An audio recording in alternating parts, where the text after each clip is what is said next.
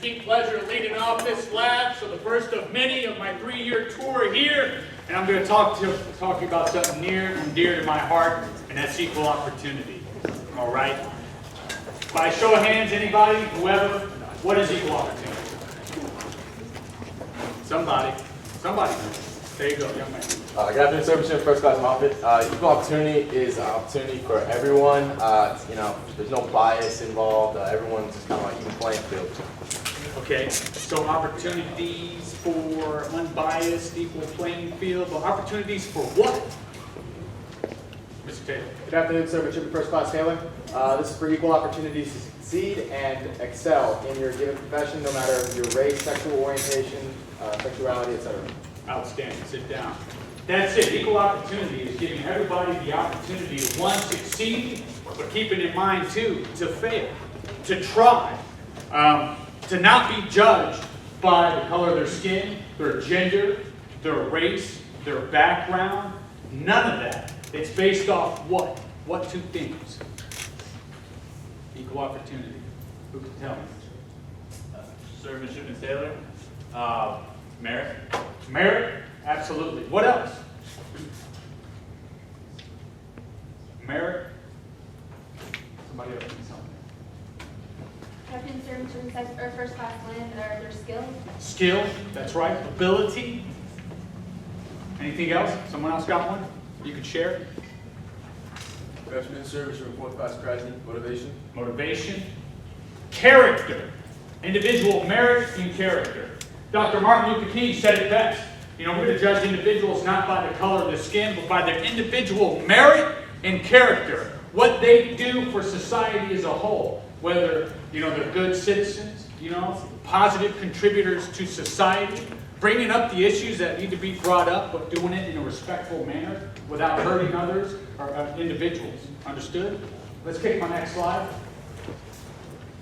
Well, I guess that's me. Excuse me. Oh, okay, you got me? All right. I'm going to say kick my next slide. I don't want to do that. But these are the instructions. We got to bore you with instructions, but they're there. The Navy and Marine Corps, taking time to develop. I'll add instruction. You can look it up. Use my favorite staff officer. You know who that is?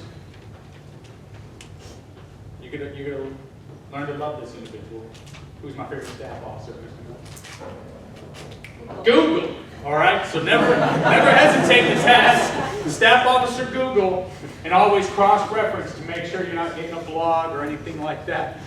But Google Naval Equal Opportunity, Marine Corps Equal Opportunity. I don't have the resource up here, but when you leave today, we'll talk about some of the resources available to you here on campus, and that's the Equal Opportunity and Equity Department, who oversees any complaints of discrimination, and their office is located, if you're going up Pullen and you look to the left, if you don't have one of the engineering, Winslow Hall. Is anybody familiar with Winslow Hall? Okay, we got one. But right before you get that roundabout, to the left is Winslow Hall, and that's the Office of Equal Opportunity and Equity on campus. And if you ever have a complaint, as students, that's where you go after you kind of consult with me, or you feel the need to consult with me. You can go to Winslow Hall, and they'd be more than happy to help you. Those are the rest of the instructions. Next slide, please. Need somebody to read my first bullet as far as what the Department of the Navy says equal opportunity is.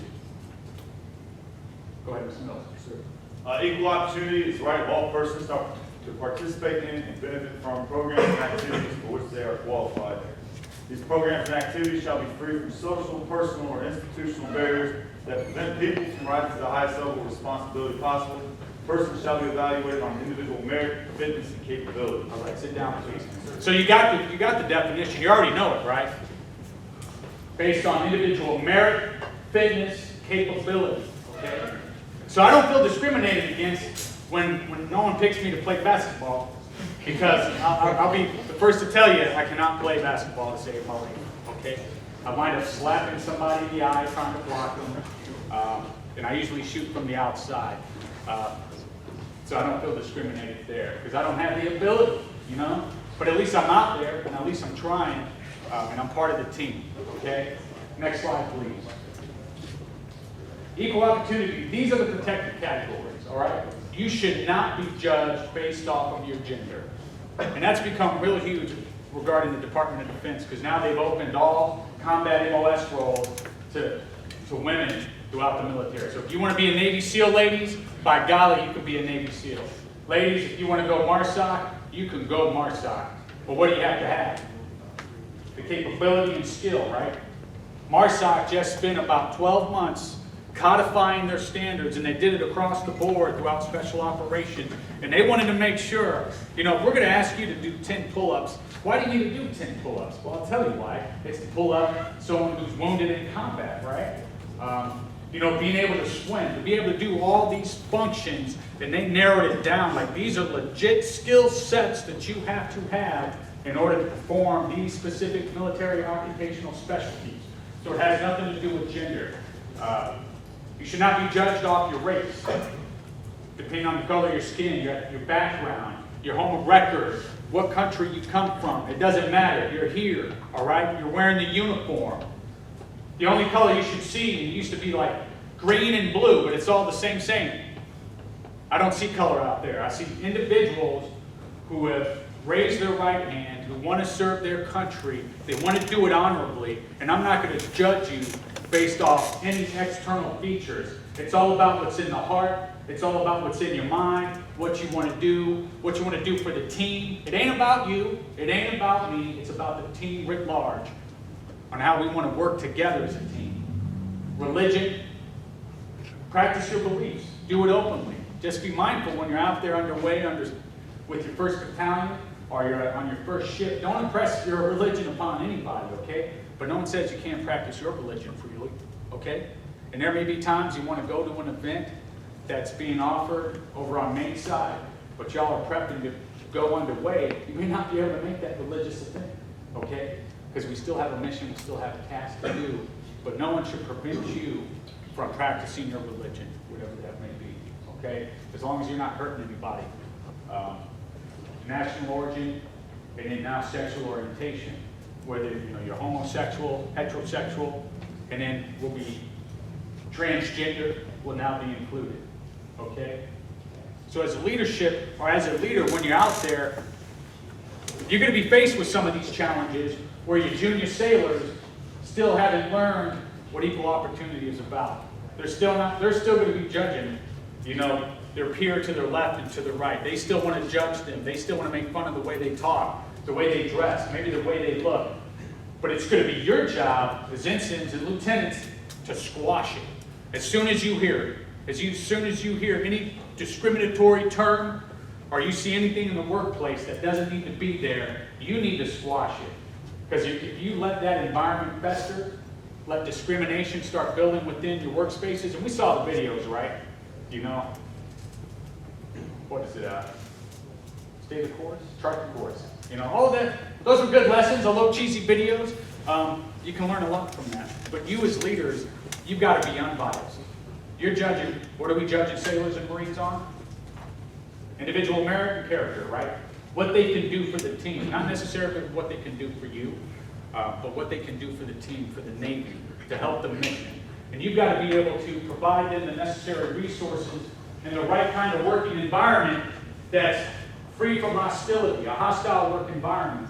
You've got to make sure that they have the ability and the capability to be able to do their job and do their job right without being judged by any one of these categories. And I tell you, the more I go in service, gender is critical, or it's a big deal. If you notice, like in the media, right, about like equal pay for actresses, and anybody tracking that? Just somebody, how actresses are complaining about equal pay, they don't get the same role. But what's great here in the Department of Defense and the Navy, guess what? 01. It doesn't matter, gender, right? In the next 2 years, you're going to pin on 02. And guess what? 2 years later, if you don't mess it up, you'll pin on 03. It's level playing field, but it's based off your performance, okay? No one should ever judge you based off your gender, or your color, or religion.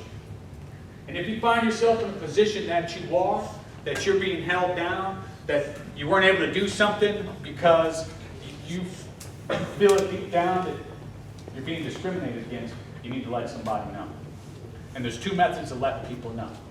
Anybody know the first one? Have you got one? Good afternoon, sir. Midshipman Fourth Class McAllister. Let you train in command now. That's one. What's the other one? Good answer, perfect answer. Jimmy Glenn. Speak to them directly, sir. Absolutely. Informal method. So there's the informal method, and then you've got your formal method. So, to be honest with you, if you ask equal opportunity representatives, and I've been doing this for the last 6 years, the preferred method really is go straight to the chain of command. But, however, chain of commands will be like, well, did you give the opportunity? Maybe the individual didn't even know. Just because they were raised and they use certain slang terms that you've got to be mindful of and know what those slang terms are. You got to catch it. But maybe that individual didn't know. And so, say someone said something you didn't like about something that means a lot to you. And you can approach the individual and say, hey, you know, you said this about this, and it made me feel this way. Although that sounds cheesy and it's easier said than done, you know, that's the informal method. Let them know. Because sometimes you'll be surprised. Individuals had no clue. Had no clue they were insulting you. They were insulting your culture. You know, and nobody else had the cojones to call them out.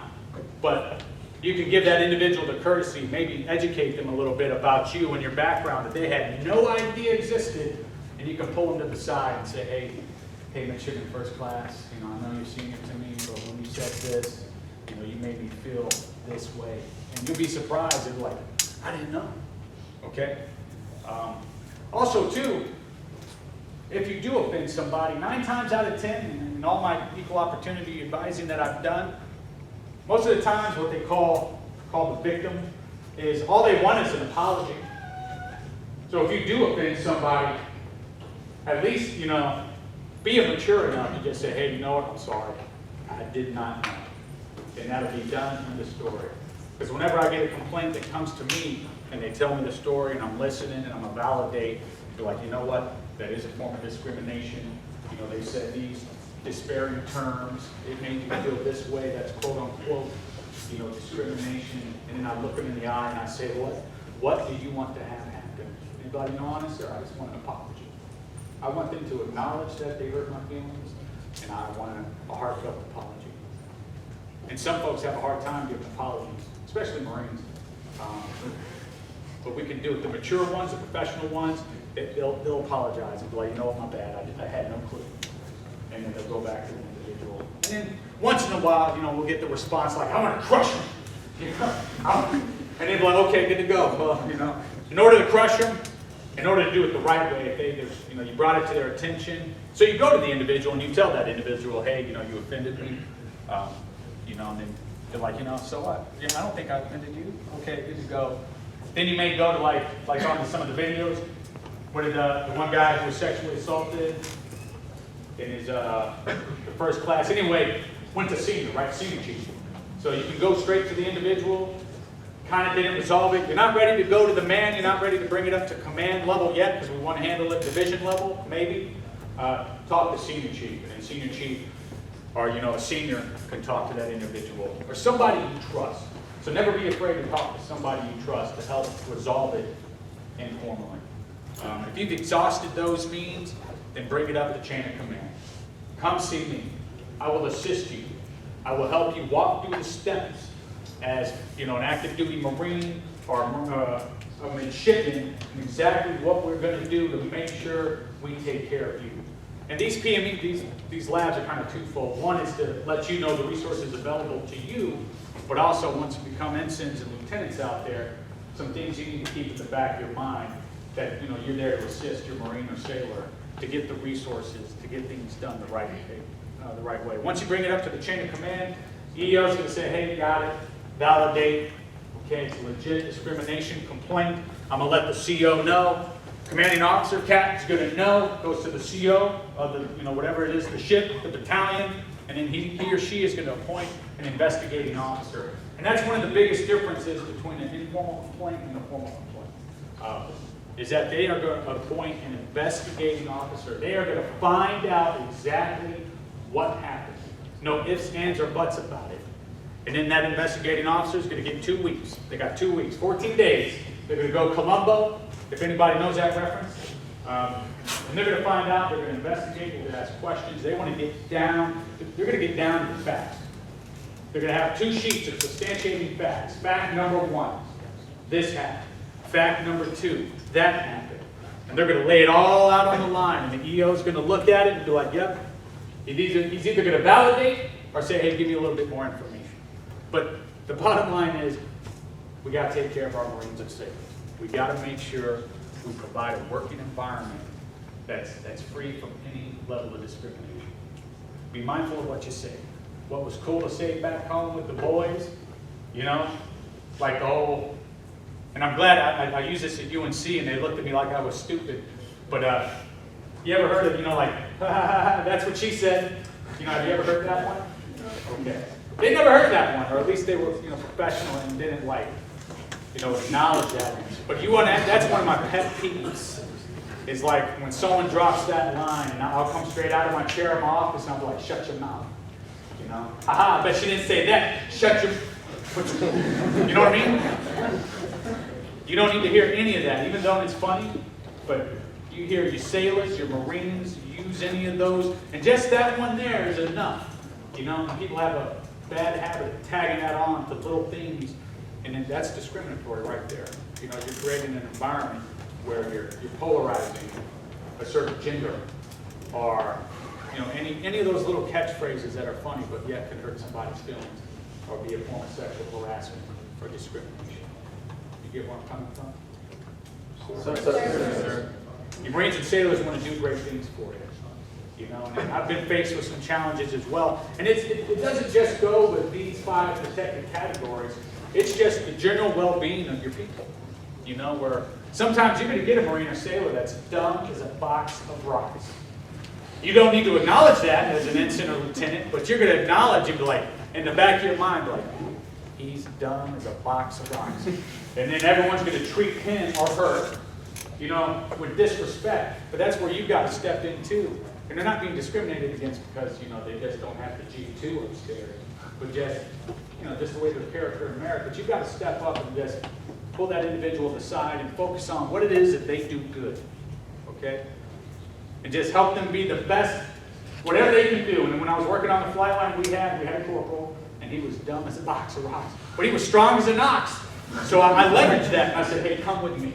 While everybody was clowning him, I said, hey, come with me. Grab the toolbox. You're going to help me today. And that brought his spirits up. He felt useful. You want to make the Marines and sailors feel useful. Because once you start discriminating them, once you start cutting them down, then they start feeling useless.